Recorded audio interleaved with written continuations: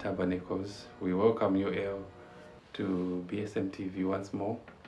And today, as we celebrate the first day of the Feast of Tabernacles, we are so delighted that God has given us a very good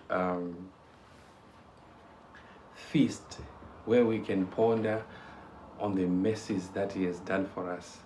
It's just 5 days after the Feast of the Day of Atonement. Now we are celebrating His grace in forgiving our sins. So this feast today is a first day, which is a Sabbath, and those who have been to Israel, they know this is the feast where all nations come together in Jerusalem, and they celebrate knowing the bountiness of God in sustaining us throughout the whole year. So today, without wasting much time, we've got 7 days of studying the Word of God, of knowing the true meanings of the Scriptures, courtesy of the branch team. The BSM TV is going to be bringing all these messages every day for the next 7 days. This is the biblical Feast of Tabernacles. So today we want to, as we close up the first day, we want to learn about the Church of God in symbols. The Church of God in symbols, or the Church of God throughout the generations. From creation, we see God is keeping track of His church. From Genesis, what this history is all about is all about keeping track of His church until where we are today.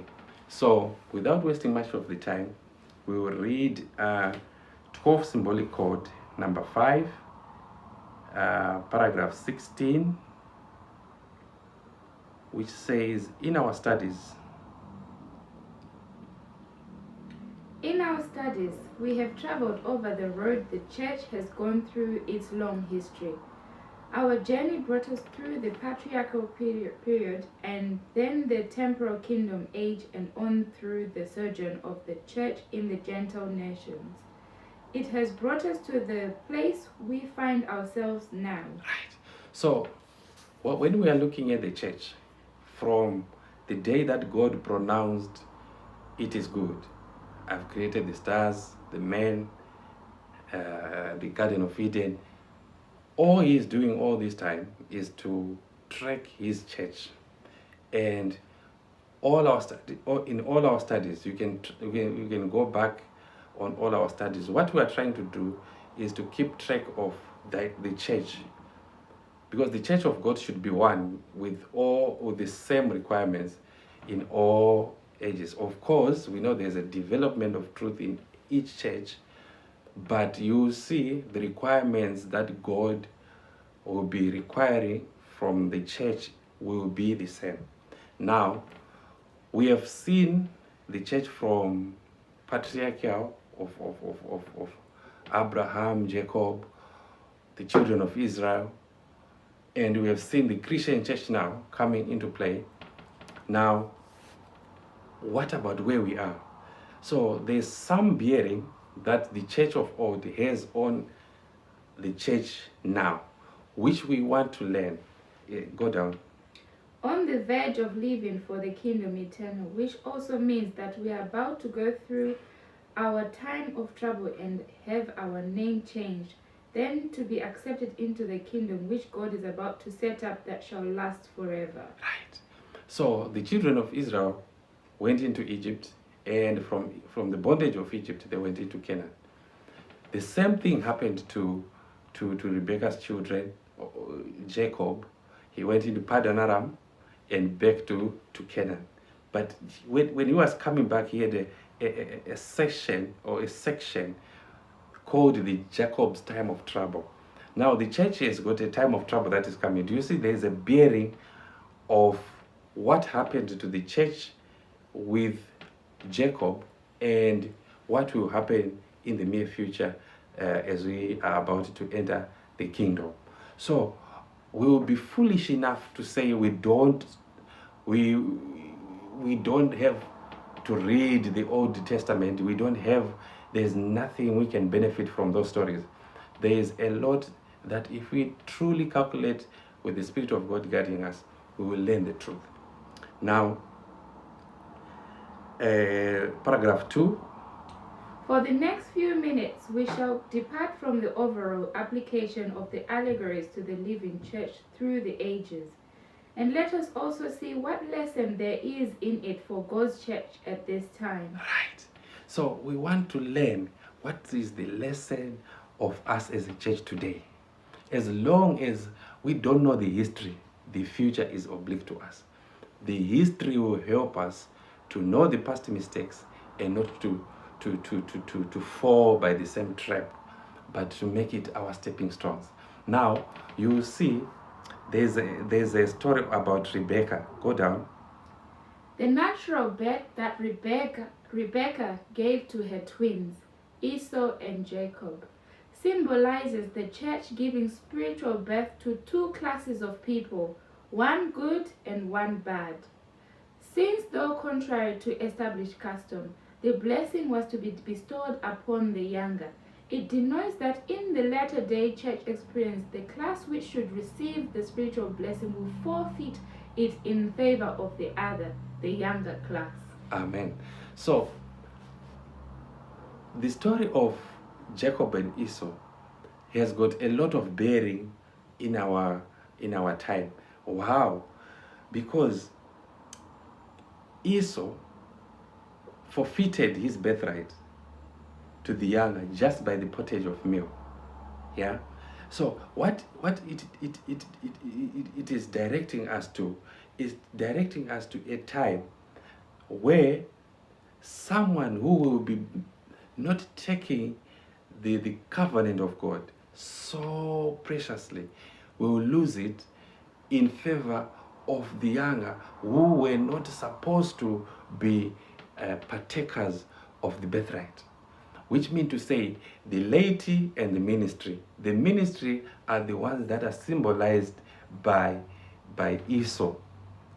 Yeah, you see today they refuse the health reform message. They want pottage in their meals. They want pottage, but the lentil soup, which is a vegetarian, that Jacob will prepare, will make them lose the birthright.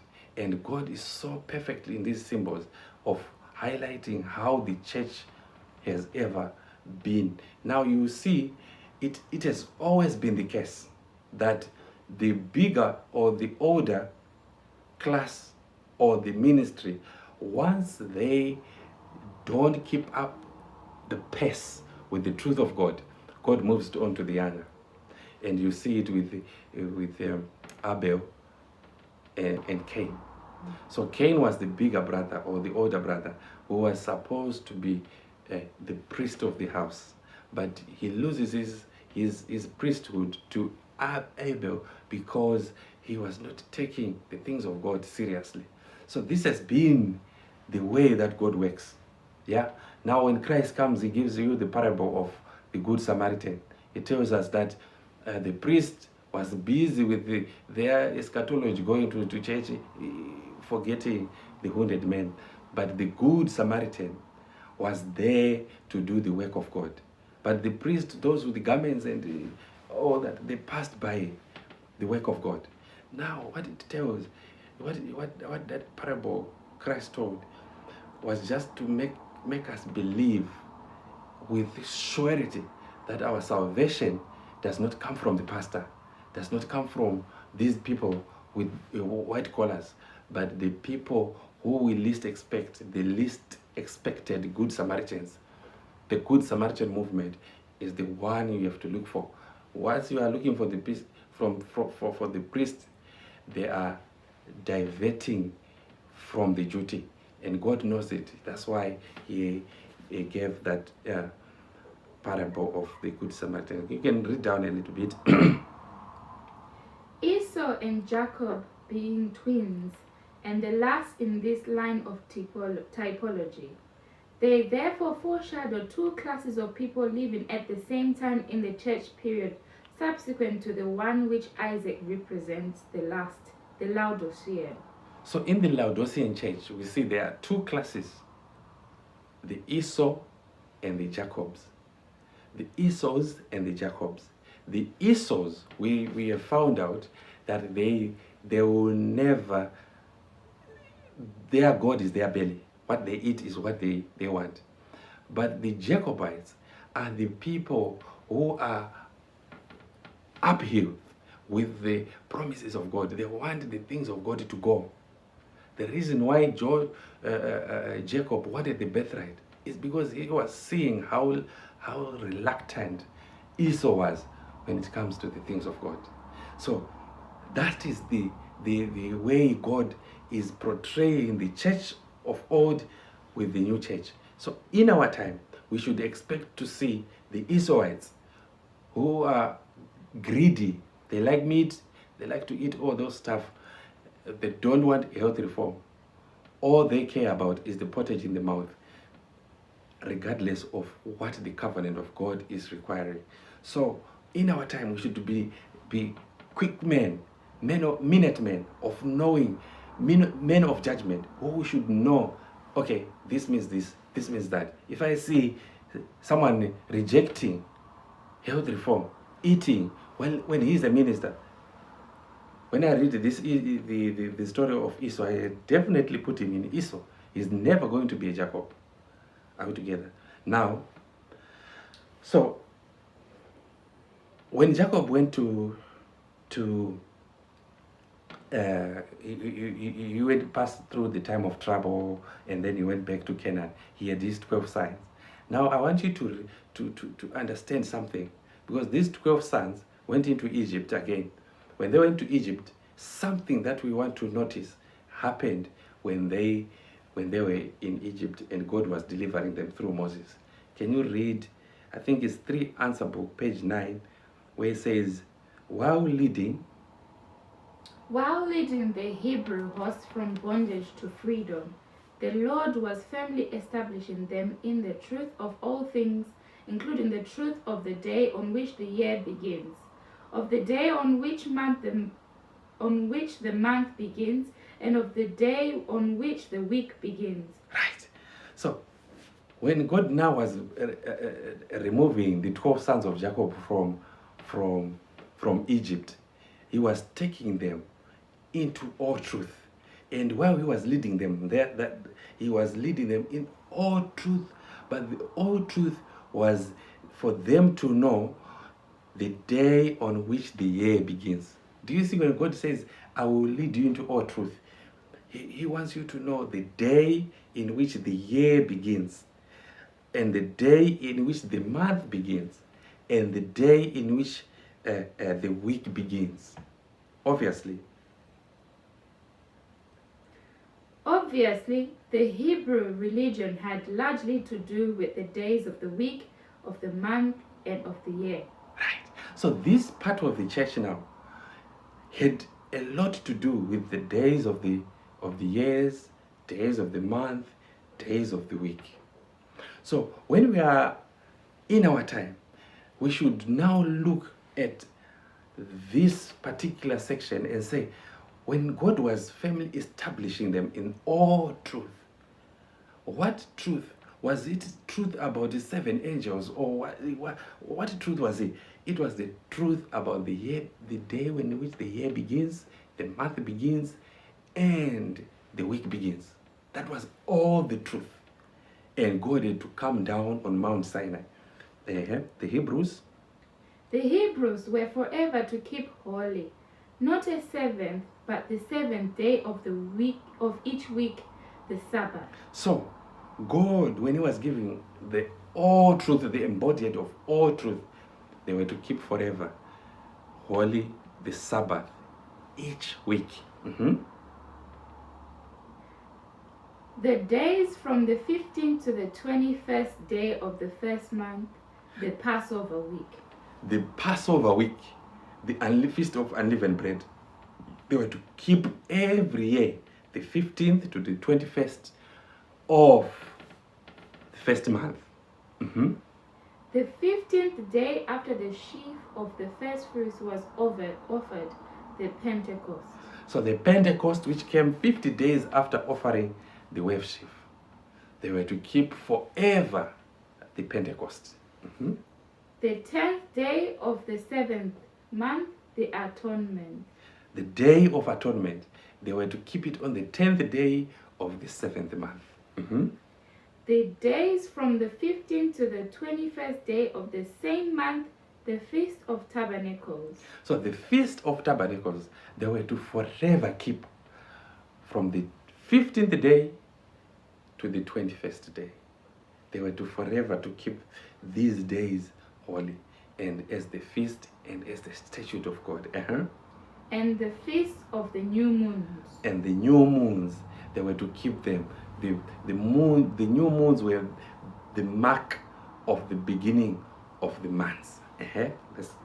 Thus the all-knowing one, he who created the heavenly bodies and knows the very moment he set them in motion to govern the day, the month, and the year, decreed that the holy feast be observed in the very month and on the very day on which they were first ordained. Amen. Now, there's something that we have to be very careful when we are reading here. He's saying, when he was coming to Moses on Exodus chapter 12, we will read it. When he is coming to Moses and say, this shall be the beginning of the year. He was drawing the same pattern that he did on creation day. The day in which they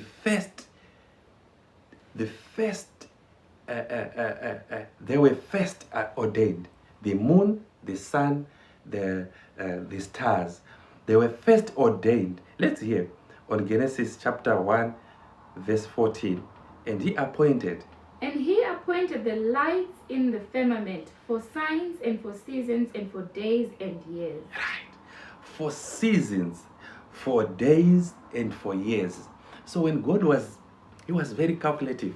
He knew that if he had given the people these days on a calendar or on a whatever, they would turn around. Someone would change it. Yeah. But we hear in Daniel 7, he shall try to change the times. Why can he not change? Because they are in heaven. You cannot change the moon. Even astronomy cannot do it. So he tried to change, and we will see how he tried to change. But here we will see that when God was coming to the Hebrews, he was giving them the exact time in which they were first ordained. So when he was saying this is the beginning of the year, that was the beginning of the year that happened, the day that the year began on creation. By the movements of which he fixed each solar and each lunar date, so that it could never be lost sight of. Then to make doubly secure against such a loss, he spake unto Moses and Aaron in the land of Egypt, saying, This month shall be unto you the beginning of months, it shall be the first month of the year to you. Amen. So when he was saying, this month shall be the first month of the year to you, it was the Passover, right? So we are seeing that which feast happened during creation is another day, is another topic. But those, I don't want to confuse you more, but this is another topic for another day. We will see which feast happened on creation. Why? Because on day 4, on Genesis, we read it, Genesis 1 verse 14, when he say, let there be lights in the firmament of heaven, for seasons, for days, for years. Do you see? But when he's saying these lights are to govern the seasons, the days and years, but what he did, the Hebrews were to forever keep the beginning of the year, the beginning of the month, the beginning of the week. Now, when God ordained them first, You see on Genesis chapter 1 verse 30, he says, behold, when he had created everything, everything was good. And chapter 2 verse 8, he rested and sanctified the Sabbath day. One would question and say, if God was to rest, was he rest that he was worried and tired from doing the work of creation? Because you see, everything that was created by the word of the mouth, by saying, let there be, let there be. But chapter 2 tells us the animals and the plants and the people, the animals and the people, he had to say, let's take the dust and form. That was the work. When he formed Adam, he didn't say, let there be Adam. He had to form and breathe in the nostrils, and man became a living soul. That's the work. So, but the rest of it, it was let there be, let there be, let there be, let there be. Do you see? So when we came to the seventh day, it says, God rested. God rested. But you should bear in mind, on day 4, that's when we see the new moon, because that's when the moon was created. The moon was created. But day 4 to day 7, we see there are 3 days, isn't it? But when God is saying he rested, was he tired? Was he tired from creating? Because he is an all-knowing power. It means he was working with another schedule, right? He was working with another schedule. That is what we are trying to learn today and see. Which schedule was he working? When he was saying, I'm tired, or when he says, I'm resting, what was he resting? Or was he a rest of working 7 days and tired? Or was he working with another schedule or another calendar that had already been there? Because since we see the light started on, the new moon was there on the 4th day, which was the new moon. So the 4th day was the new moon, and the Sabbath after 3 days. It happens a lot. People who keep this feast, they know the new moon can be today and the Sabbath tomorrow. The new moon can be Friday and the Sabbath, so you have double Sabbath. Or the new moon can be on the Sabbath, and that is a high Sabbath. Sometimes the Sabbath starts, the new moon will be tomorrow, the day after the Sabbath, which is Sunday. So in this week, we see on day 4, there was the Sabbath, and after 3 days, we have the Sabbath. So this was the new moon, this was the 7-day Sabbath. Now, I want you to read something that is... okay, finish 3 answer. Thus we see that his great and never-erring timepiece for earth, and earth's own invariable movements fix the day and the year, whereas the moon's revolving around the earth makes the months. Yes, he has fixed this. No one can tamper around. Yeah, we cannot have a 3rd edition of the calendar or 5th edition, like how people do these books. Hey, I've changed. We cannot change the calendar of God. The day in which he decreed it first in creation, he is keeping a track of it. Now, I want you to read CET 97.3. There's a nobler statement there. The Lord gave me. The Lord has given me a view of other worlds. Wings were given me, and an angel attended me from the city to a place that was bright and glorious. The grass of the place was living green, and the birds there warbled with sweet song. The inhabitants of the place of all sizes, they were noble, majestic, and lovely. They bore the express image of Jesus, and their countenance beamed with holy joy, expressive of the freedom and happiness of the place. Mm-hmm. I asked one of them why they were so much more lovely than those on the earth. The reply was, we have lived in strict obedience to the commandments of God, and have not fallen by disobedience like those on the earth. Right. Now, if you read this story on CET, Sister White was given a view of other worlds. other worlds, right? Now, when you read Job chapter 1, it tells us of the sons of God coming to meet God on the throne of God, and Satan also appearing. And God was like, if I want a servant, I could have just called Job. Yeah? So it meant that at that time, Satan could wander around the world and go to the throne of God and meet up with all the inhabitants of the unfallen world, or the other worlds, as Sister White puts it. Now, the gem thought that I want us to get from this statement is the people who are living in these unfallen worlds or in these other worlds, they are saying we did not fall as did those ones on the earth. We are living in strict obedience to the commandment of God. Now, they did not eat of the forbidden tree as Adam did. So they are the unfallen worlds. Now, that brings us to the point of, if they are inhabitants of other worlds, what are they doing every day? That should be our question. Are they doing camporee? Are they doing this, whatever they want? What are they doing? Should be, because the church in heaven should be the same with the one on earth. Now, verse 39 of early writings, when Sister White comes back from this vision, what happens?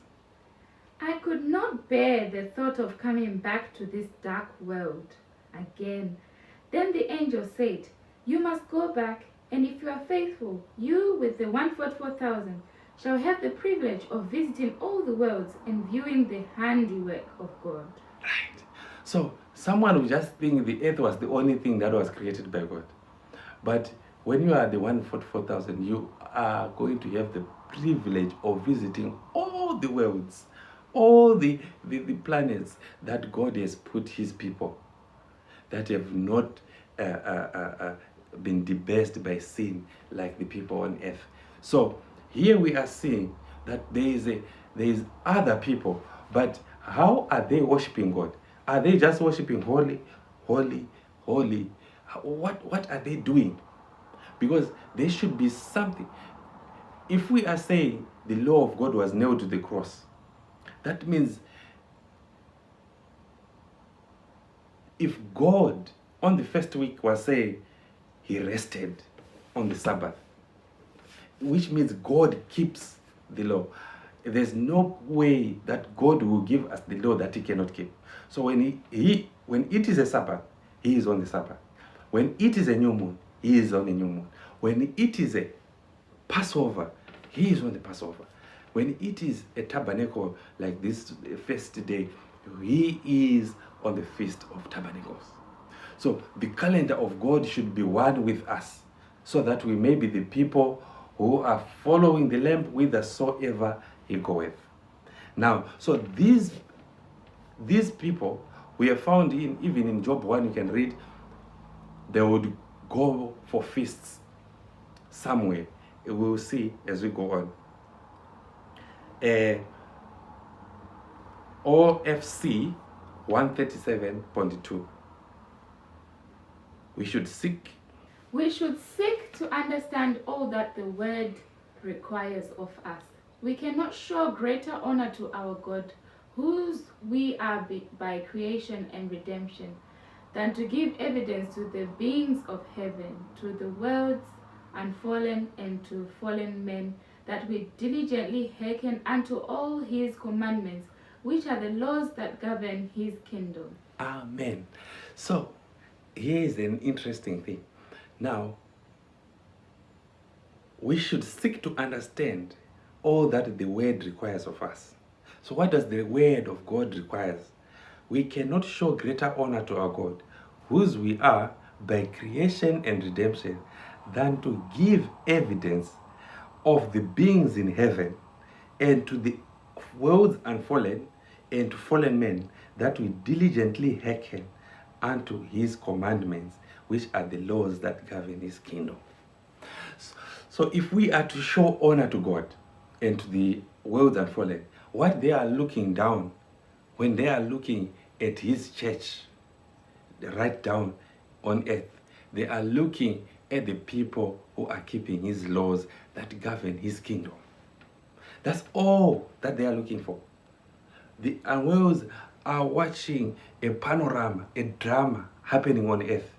They are seeing, it was Adam, it was Enoch, it was Seth, it was Abraham, now it's coming to us now. He's looking in Zambia, in Trinidad, what is happening there in America, in UK, in London, in Zimbabwe, in Indonesia, in China. He's looking, these worlds unfallen, they are looking down and see what are the people who comprise of this church doing.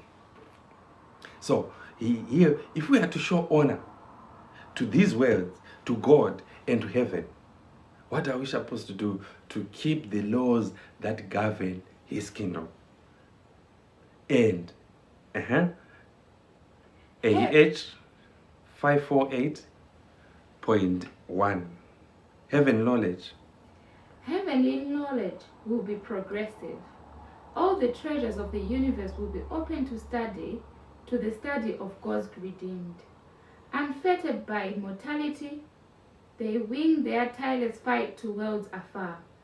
Worlds that thrilled with sorrow at the spectacle of human war and rang with songs of gladness at the tidings of a ransomed soul. With unutterable delight, the children of earth enter into joy and the wisdom of unfallen beings. Right. This passage is so interesting in the sense that heavenly knowledge will be progressive. People think when we are going to heaven, this new truth that we say, oh, present truth, present truth, present truth, they think, oh, it's a manufactured word. But in heaven, there will be new truths that we will be learning. Because what we have taken as a millennium to learn, these people have already learned. These people from unfallen worlds, they've learned it forever as when they were living. But it will take us years to pick up pace and to be at par with them. That's why we need a millennium to learn all. And God is saying, you and the 144,000 shall have the privilege of visiting this earth, these worlds. Why are we visiting them? To learn. So heavenly light will be what? Will be progressive as well. We will be learning from these people who have been there. That's why Enoch was taken into these worlds, into the unfallen worlds. Why? Because he was righteous in front of God. And God said, you are not fit for this earth. Let us take you to the world, the unfallen worlds, those who are righteously keeping the law of God, which is the standard of his righteousness. Now you see that when we are saved, now we have entered into what? Into the treasures of knowledge of the unfallen beings. They share the treasures of knowledge and understanding gained through the ages upon ages in contemplation of God's handiwork. Right. With undimmed vision, they gaze upon the glory of creation, suns and stars and systems. Right. Wait. Do we see when we are saved, our study mainly is to go on Genesis 1. A lot of people jump Genesis, we are no longer reading this. But when we are saved, we are going back to Genesis 1. That's when we go to the unfallen worlds, when God has given us flight, to jump to the unfallen worlds, whether it is the 12th planet or whatever. We'll go there and find people. What would they give us back? The knowledge of the sun, the stars, and the systems, how they are interlocked into the into the law of God. Because a lot of people just think, oh, it's a star. Oh, it's a what? It's the sun. It's another day. We can do whatever we want. But you don't know what is governing these systems. They may try to give you all the scientific explanation, but the science of science comes from learning the statutes of God, how they are interlinked with the solar system, with the lunar system, how that you become an astronomer of knowing the plan of salvation. With undimmed vision, they gaze. With undimmed vision, they gazed upon the glory of creation, suns and stars and systems, all in their appointed order circling the throne of deity. Upon all things from the least to the greatest, the Creator's name is written, and in all are the riches of his power displayed. Amen. So that is the time when we are saved. All we are doing there is to learn the statutes. The statutes, the weekly cycle. That's what we are learning. The new moon, how it is circling.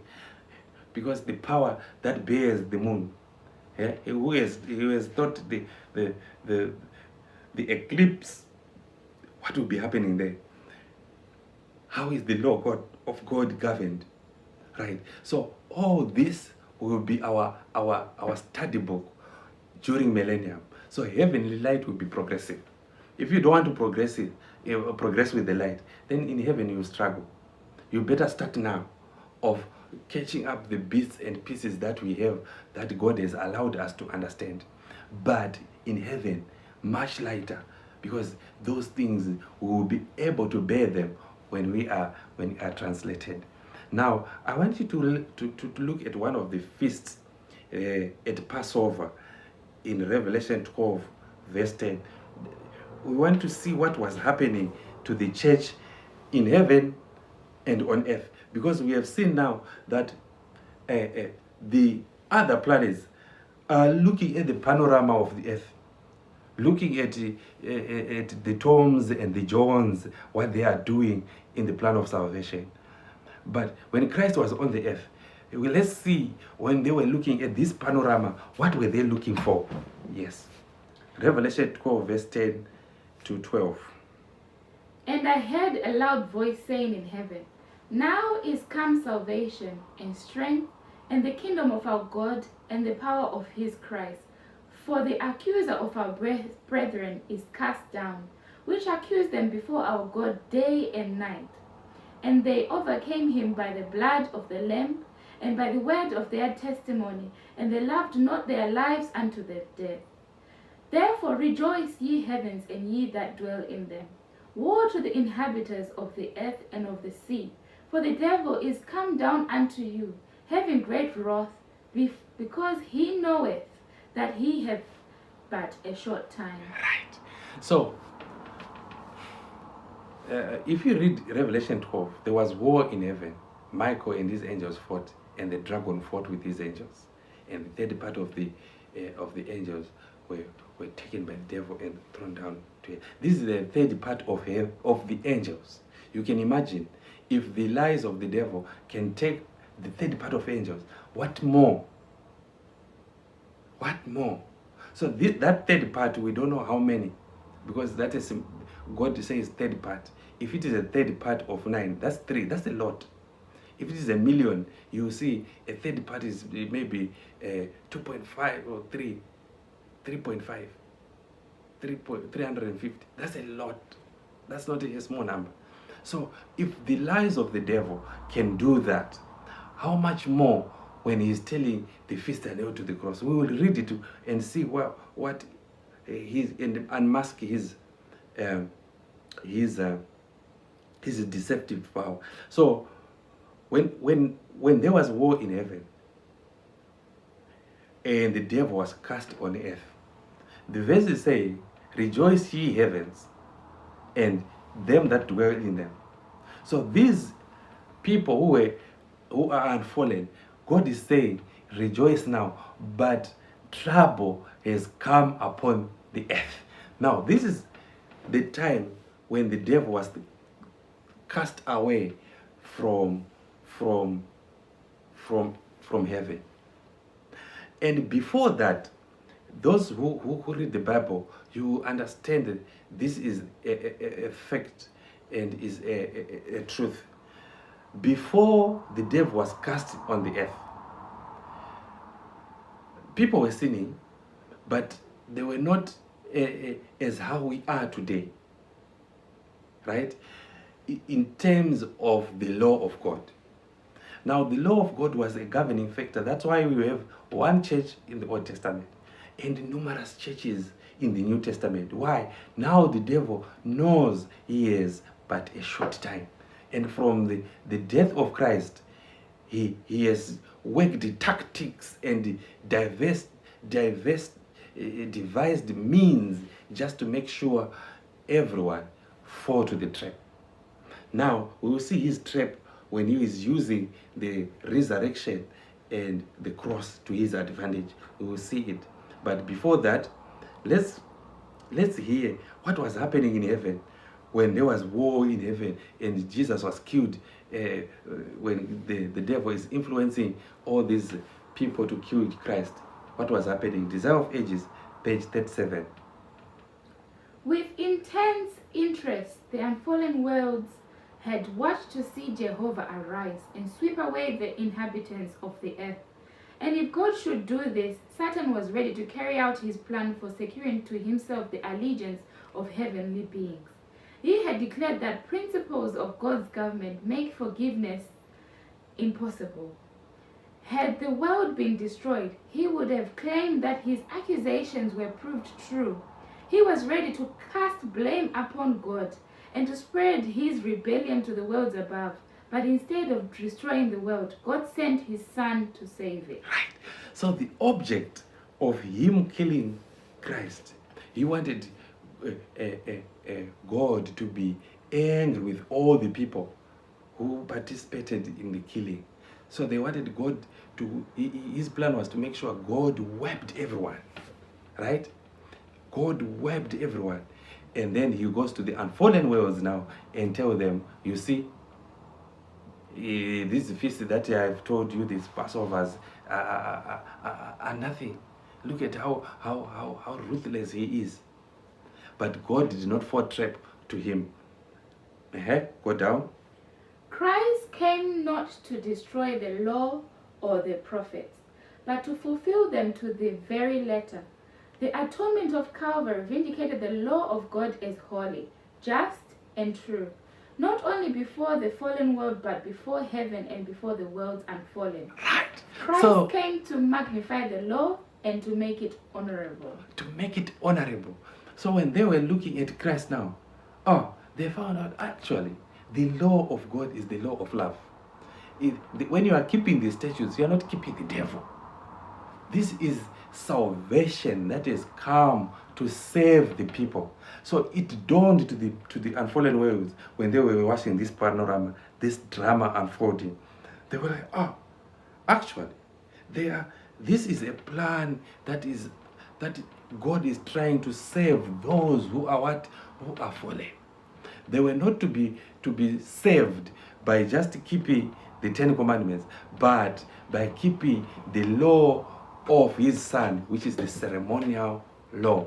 This is this law that was put up to make sure men can be restored back.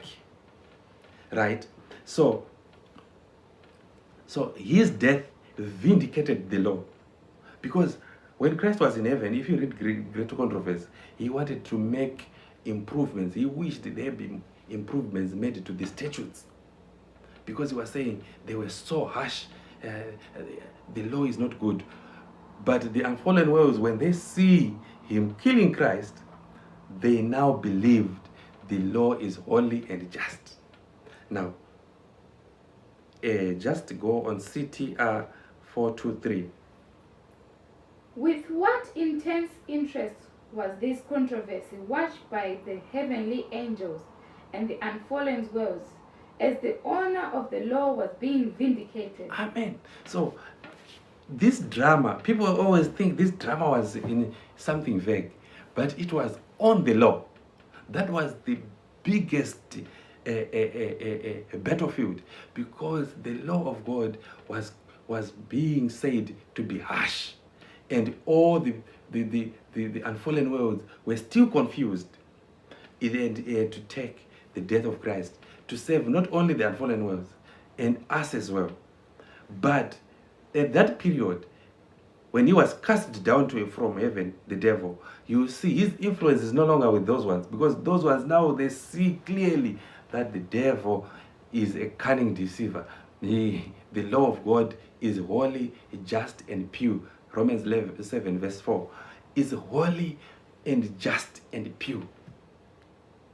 It's not as what people put, oh, don't keep these laws. These laws were nailed to the cross because God knew we were never going to keep them. The laws of God, especially the ceremonial system, it's not kept by holy people. The law will never be kept by holy people, but the law is kept so that we are saved from the defilement of sin. Now, with intense interest, the unfallen worlds had watched to see Jehovah arise and sweep. We read that one. Not merely for this world, but for the universe of heavens and the worlds that God had created, was the controversy to be forever settled. Right. This is very interesting, because not merely for this world. So when Christ was doing the plan of salvation and was being killed as representing the Lamb, it was not just for us. It was also for the unfallen worlds who were watching this panorama taking place, because they could have just fallen. Because what God has done is He gives us a freedom of choice to every being.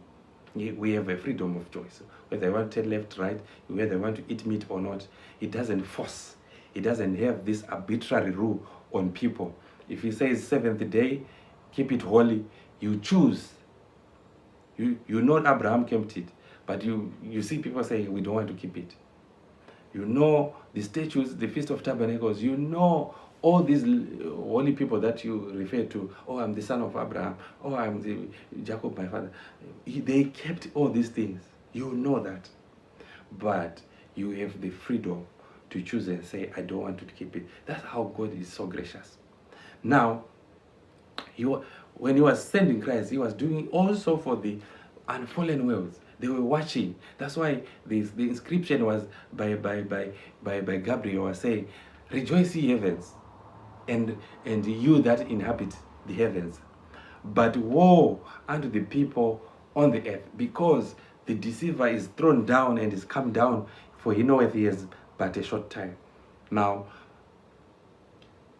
the universe of heaven and the worlds that God had created was the controversy. It had extended, the controversy of Satan had extended to these worlds, right?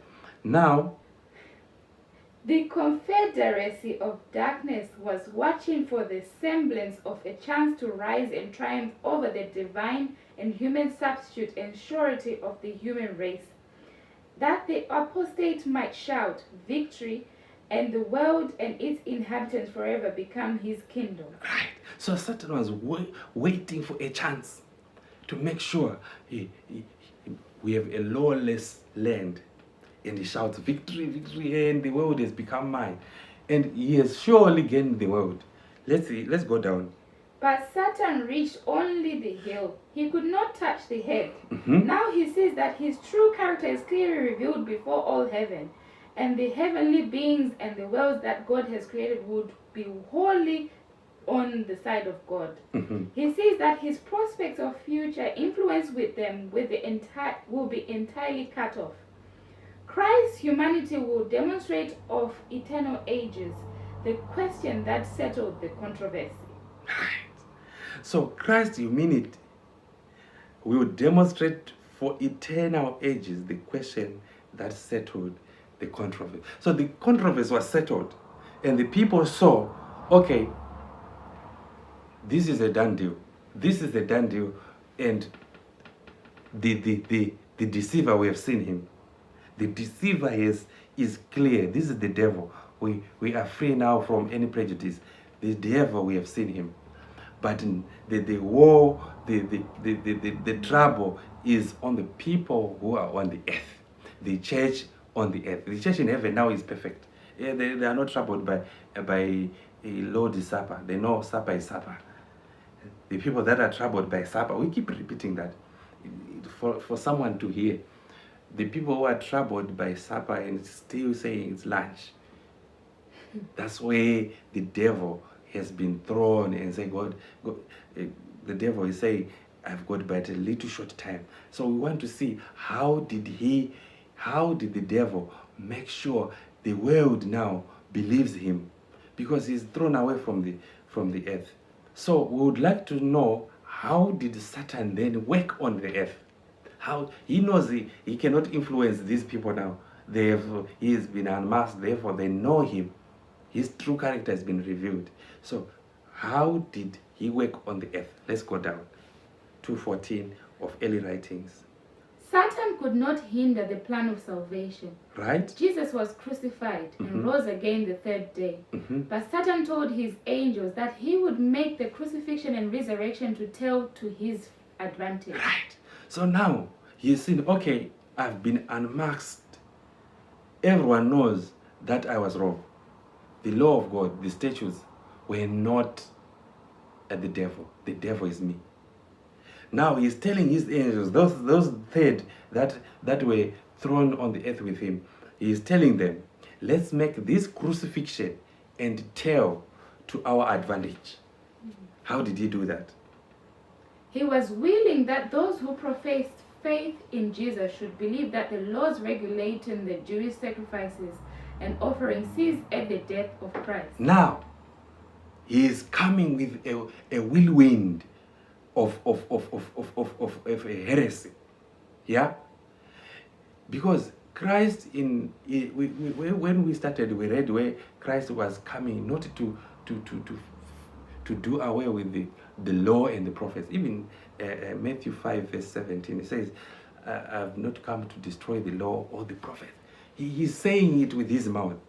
But somehow, Satan came and convinced the rest of the world to believe that he is saying, when he's saying, I have not come to destroy the law, he is come. That statement means he's coming to destroy. I don't know how people interpret that one. Because he say, I have not come to destroy the law or the prophets. But we hear some people say, the law was done away. And some are saying, the prophets are done away by the cross. We have now he's spoken in his sundry time, now he's speaking the voice of his son. Yeah. He was speaking with his sons from creation. Nothing has changed. So, Satan could not hinder the plan of salvation. Do you see this drama, this football match that is happening? And now he's seeing, okay, my only chance is to deceive the people on the earth. How am I going to deceive them? Of course, they have faith in him, Christ.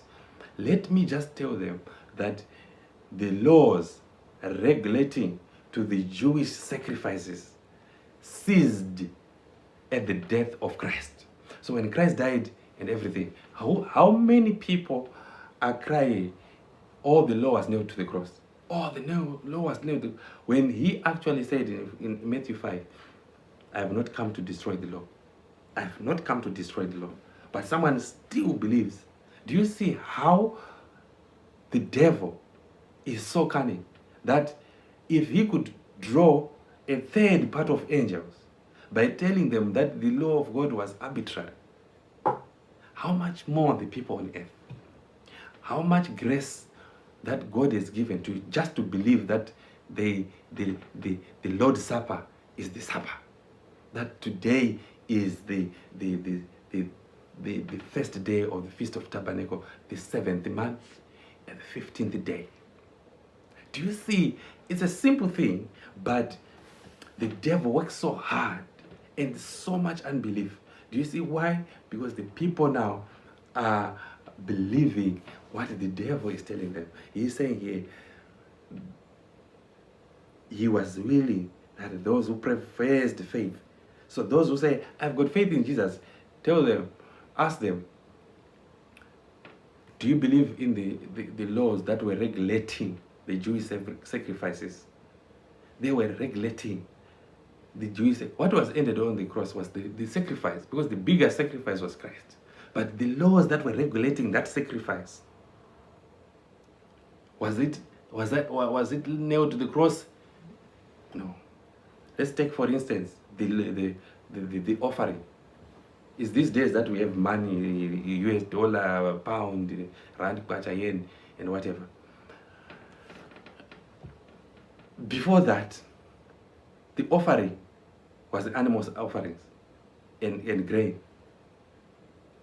So when you are saying, bring the offering, can you not hear the word offering? That was not the moral law. That was the ceremonial law. It was a law regulating the sacrifices. But you still want the do you see how the devil was thrown on the earth just to confuse things that are so straightforward? The 15th day of the 7th month shall be the Feast of Tabernacles. Someone will choose, oh, I was in June, I was in October, he knows he's sowing confusion. Let's go down. If he could push them further. If he could push them further and make them believe that the law of 10 commandments also died with Christ, I saw that many readily yielded to this device of Satan. Right. So if he could push them further, he would tell them, even the 10 commandments were nailed to the cross as well. Is there no people who believe that? Mm-hmm. Some believe that the law of the sacrifice, the ceremonial law was the only law that was nailed to the cross. We keep the 10 commandments because there's a Sabbath in it. But it is the same deceit. It's the same devil. It's coming from the same devil. So don't be proud and say we keep the 10 commandments. It's the same devil who has devised these methods. So there's no devil big or smaller enough. He has bound the whole world. That's why Revelation 13 verse 8, he say, all the world will wander after the beast. Who was giving power to the beast? The dragon gave power to the beast. So when they are saying, we keep the commandments and we have got the Sabbath, it's enough for us. They don't know that it is the device from the devil to say all these laws which are regulating, let's give this kind of people. They will believe this rubbish. They will say, oh, we want the Sabbath and everything was nailed. And the other, let's push the other ones further and say, even the law of the 10 commandments was nailed to the cross. So we have these two divisions. Those who believe the Sabbath and the moral, and those who don't believe any law. They will say, we will go to church any other day. It don't matter. So, but they don't, how they don't see that Abraham's righteousness was through keeping these laws. Huh? Because it's Genesis 25 verse 6, because Abraham obeyed my voice and kept my charge, the statutes and the judgments. How come we want something so different? I said when we started, the church of God has got the same semblance in all ages. Right? So here it says, I saw that many readily yielded to this device of Satan. Oh heaven. All heaven was moved with indignation as they saw the holy law of God trampled underfoot. They were filled with indignation. This panorama they were watching, they were thinking, you are men. Now we have been saved by the blood of Christ and by the ceremonial system. We have been saved from this deception. And hold on, all the people are believing in this devil. What's happening? We thought it was game over. That's how the devil has penetrated the church in these last days, telling them the law of God was done away. But we are saying today is the Feast of Tabernacles for 7 days. This is the right law that was kept by Abraham, not these ones that are manufactured in church manuals and creeds. We want the church that was back in Eden. When he was leading the Hebrew host, he was leading them back to what was in Eden, when the rest was still pure. Let's go down. Jesus and all the heavenly hosts were acquainted with the nature of God's law. So these people whom we are talking about, they are acquainted with the law of God. They know you cannot move it. The reason why he kept it on the sun, he could have put it on the clouds, but he was putting it for other worlds that are unseen as well, that we don't see. So don't think this sun was just meant for us on earth so that we are the blessed sinners. We can never fathom the power of God and his ways. We still have a millennium to learn all these things. Let's go down. They knew that he would not change or abrogate it. The law of God will not change. Otherwise, it's not fair for the unfallen world. Why is there Melchizedek high priest? What is he doing? The hopeless condition of men after the fall caused the deepest sorrow in heaven and moved Jesus to offer to die for the transgressors of God's holy law. So instead of the heaven to be so happy that the sacrifice for sin has been done, they were moved to sorrows when they watched the whole world actually going against the law of God. But if that law could be abrogated, men might have been saved without the death of Jesus. Right. Consequently, his death did not destroy the law of his Father, but magnified and honored it and enforced obedience to all his holy precepts. To all his holy precepts. This is early writings. These are our books as the Church of God. This is, I don't know why we jump them. We want these church manuals that have got a human done. Why we jump and just take things from Norway. What we need is what is in the Bible. I want you to go back and read Desire of Ages. So read Desire of Ages 758.2. To the angels and the unfallen worlds the cry, "It is finished," had a deep significance. It was for them as well as for us that the great work of redemption had been accomplished. They with us share the fruits of Christ's victory. So now we see here that when Christ says it is finished, a lot of people who were there did not understand what that meant. But to the unfallen worlds and to the angels, that had a deeper meaning. They could understand what it meant. Just like today we say the second day, the first day of the Feast of Tabernacles. Hey, it's Greek to a lot of people. They don't know what you're talking about. You're saying tabernacles, what? But to the people who have been keeping pace with the light of God, of knowing all these stages, they now know, okay, when you say second day, what you mean is this. That is the same thing. Now, it is finished. They quite understood what it meant. Not until the death of Christ was the character of Satan clearly revealed to the angels or to the unfallen worlds.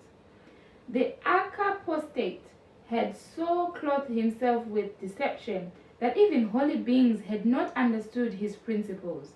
They had not clearly seen the nature of his rebellion. So a lot of people don't know the nature of rebellion of the devil. They think the rebellion in heaven was just a rebellion of the devil being someone who's a nuisance, but it was the rebellion on the law of God. Now we have seen it. That's why he's pushing for all the world to be lawless. These days, everyone, I want to live the way I want. You have to live the way God wants. That's the will of God. Now, I want you to read in heaven at last, in Desire of Ages 8:33. Then the portals of the city of God are wide open. When Christ went on the third day after resurrection, what happened? Then the portals of the city of God are opened wide, and the angelic throng sweep through the gates amid a burst of rapturous music. There is the throne, and around it the rainbow of promise.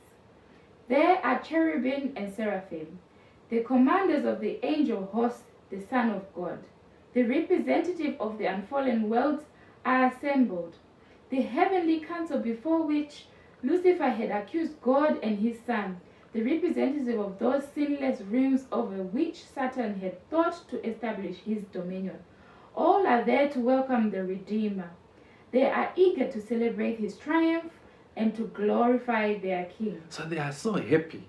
That's the day when Christ had made a clear stage of the devil's intentions. Now he's going to heaven with the people that he had redeemed on the earth.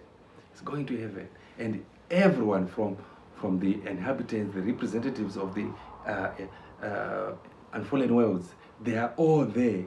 And all the angelic host, the heavenly council, everyone is there. They are so happy to meet him and glorify him. What happens? But he waves them back. Not yet. He cannot now receive the coronet of glory and the royal robe. He enters into the presence of his Father. He points to his wounded head, the pierced side, the mad feet. He lifts his hands bearing the print of nails. He points to the tokens of his triumph. He presents to God the wave sheaf, those raised with him as representative of that great multitude, who shall come forth from the grave at his second coming. He approaches the Father, with whom there is joy over one sinner that repents, who rejoices over one with singing. Before the foundation of the earth were laid, the Father and the Son had united in a covenant to redeem man if he should be overcome by Satan. Right. So what do you, thank you for reading. What is happening here? He's waving them back. They want to celebrate, oh, there's victory.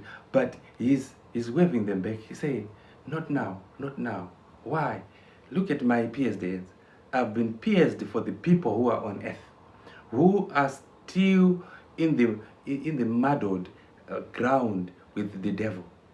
Because he has made them believe that all the laws, all the statutes were done away by God on Calvary.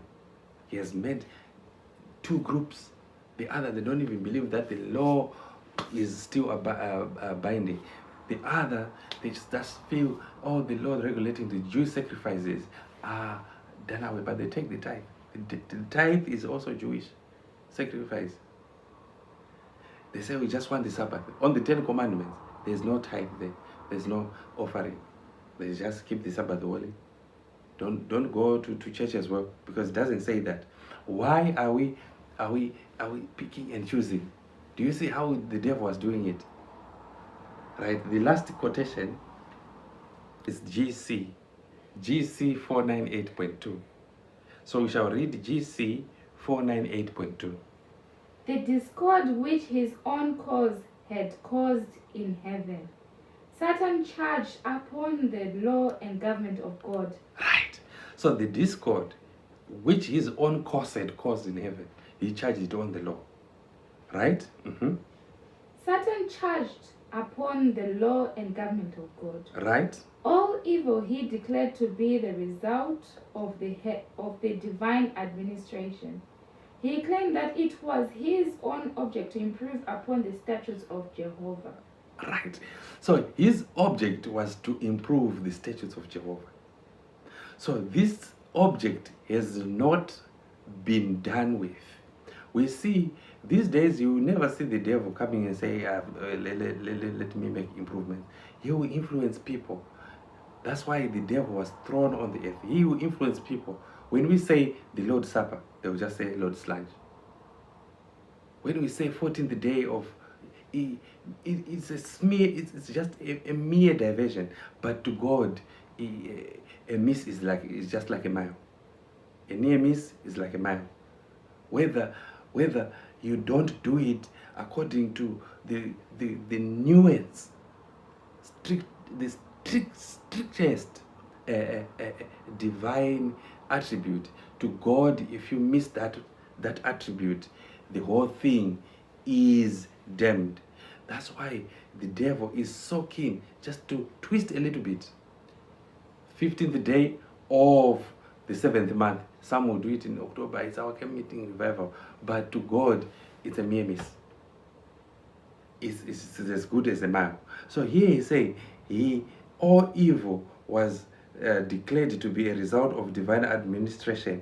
He claimed that it is his own object to improve the statutes of Jehovah. And a lot has been improved. He was willing that he would tell these people, oh, the laws regulating to the Jewish sacrifice were nailed to the cross. And the other ones, the 10 Commandments, was done away with. But those who are going to be the worship of God, we heard when Christ was going with the wounds to the Father, he presented the worship. He said, not now, we cannot rest, we cannot be happy. There is another future worship that shall be waved in front of God. Yeah, just as the first fruits of God, those who are first fruit, the worship was the first fruit, the first fruits of those who are keeping the tabernacles at the right time, right thing, at the right time, at the right place. So Satan said it is his object to improve the statutes of Jehovah. I like the last one, EP, page 238.4. The sacred statutes which Satan has hated and sought to destroy will be honored throughout a sinless universe. So Satan, what he hates most is the sacred statutes. Because these statutes, by us coming together, we develop brotherlyhood, which Satan hates so much. He doesn't want that. So he is willing, to make sure all that will be destroyed. But thank God, these statues will be honored throughout a sinless universe. Mm-hmm. The Lord God will cause righteousness and praise to spring forth before all the nations. All the nations. We know that at this time, the whole world is wandering after the beast. What the beast is giving is what the churches and the world is taking.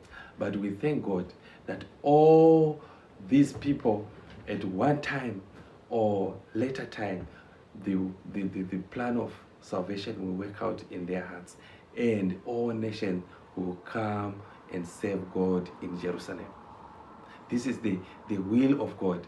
This is the church of God, the worship of God. God has never had a multitude of people who are coming to do the will of God. It takes a few people. We saw that when we started, it was Jacob and Esau in the belly. And now we see the worship, right? So the Jacobites, who are the first fruits of God, will be the worship, which will be the people who will present the worship to all the world, so that the 144,000 may be sealed. It has to be done, brethren. So if we are the ones who are keeping these statutes, we are in line with the heavenly church, with the unsinless worlds who have never sinned, who have never touched, and we are a mile, trading towards the mark of knowing the truth that we'll be learning in the millennium.